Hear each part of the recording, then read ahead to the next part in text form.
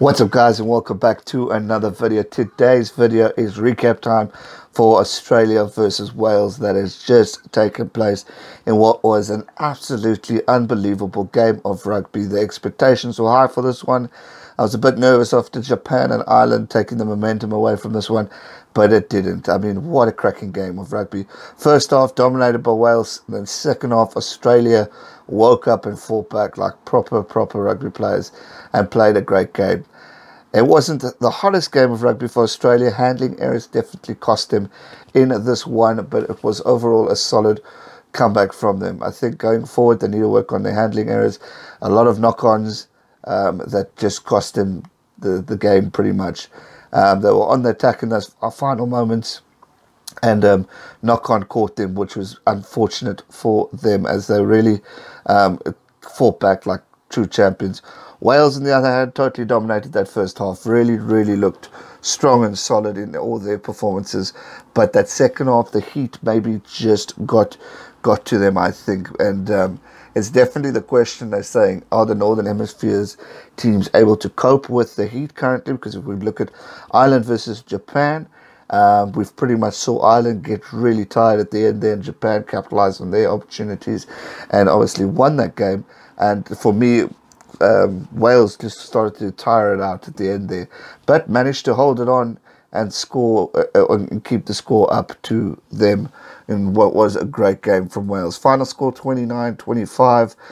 First 30 seconds of the game, the drop goal. I mean, who was expecting that? No one. Then you got another drop goal late in the game, or in the second half, first off. So it was clever movements that Warren Gatland had in the game, and Wales were definitely there and thereabout, definitely showed the strength that they have.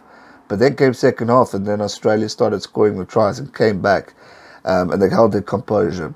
A lot of talk about Roman Point in the stream, so a lot of people upset saying the cards weren't given. He pretty much didn't give anyone a card. There was like 3 or 4 shoulder charges, no cards given. Michael Hooper was caught early. I thought it was a yellow, but nothing was given. A few other incidents of Wales also getting one, but nothing from them as well. So interesting. Maybe they decided, okay, let's not let the cards destroy this kind of game. But yeah, certain question marks with the calls from Roman Point. I didn't think he had the greatest game. He started off well, but obviously the controversy with these tackles that were made. 1 or 2 weren't as bad as I would have thought, but Michael Hooper definitely was a question mark for me. But other than that, no cards were given. So yeah, at least that didn't destroy the game, because people say, oh, red cards. Be interesting to see what Michael Cheika says now at the press conference. I think he could say a few words, definitely. Maybe feeling a bit hard done by. But overall, Australia can be proud of the comeback that they gave. But if they wanted to progress past the quarterfinals and semis, they need to work on their handling errors, because, like I said earlier, that definitely cost them in this game. If we look at some of the stats of the game, possession, the territory for the whole game, 63% to Australia, funny enough. And they pretty much dominated the territory. Wales only getting 37% of that. Last 10 minutes, though, it was changed, 58% to Australia, so Wales definitely fought back. Possession 63% to Australia, 37% to Wales. So same territory and possession are the same. Possession first half, Wales had definitely the upper hand, which you could clearly see, the tries being scored and them dominating the game. But then second half, it was all Australia who just fought back. If we look at the attack meters carried, 554 Australia, 341 for Wales. 157 runs versus 92, 67 carries over the gain line, over 33 to Wales.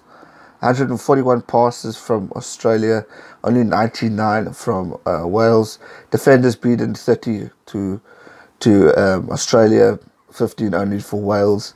Clean breaks 8 and 7 to the Aussies.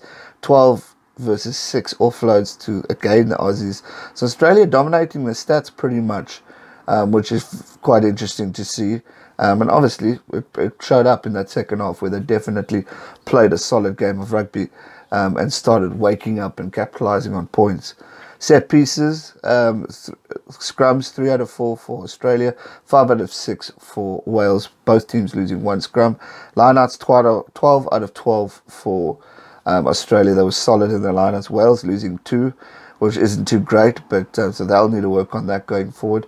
So overall, Australia definitely had the odd momentum. But again, handling errors for me was the problem. Penalties conceded, 7 for Australia, 8 for Wales. Obviously no cards, but we did see quite a few dangerous hits. Kicks from hand, 25 to 33 to Wales. Meters from kicks, 645 to 900 from Wales. So amazing stuff. Defence, 95 tackles made from Australia. 15 tackles missed, so that's not too bad, 86%. And Wales also similar, 183 tackles made.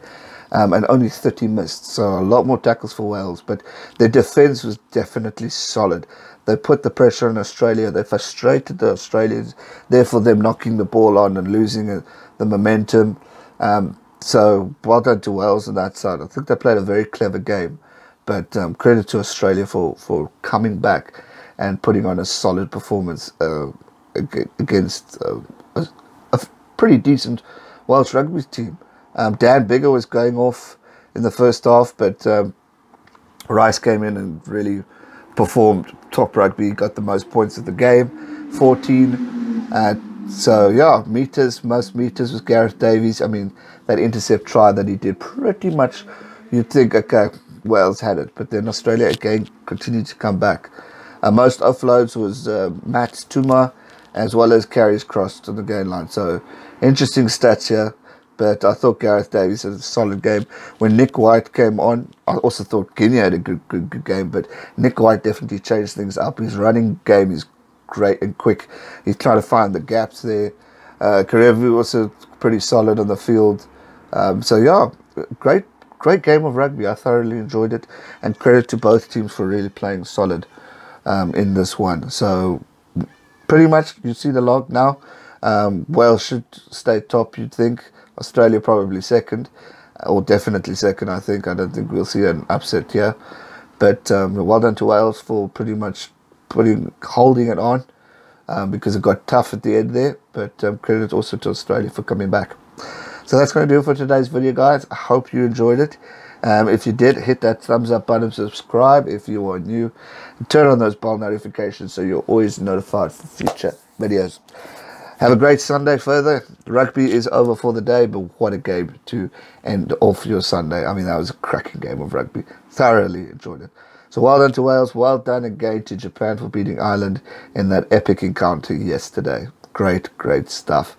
Thanks so much for watching, guys. Stay safe and never give up. Cheers.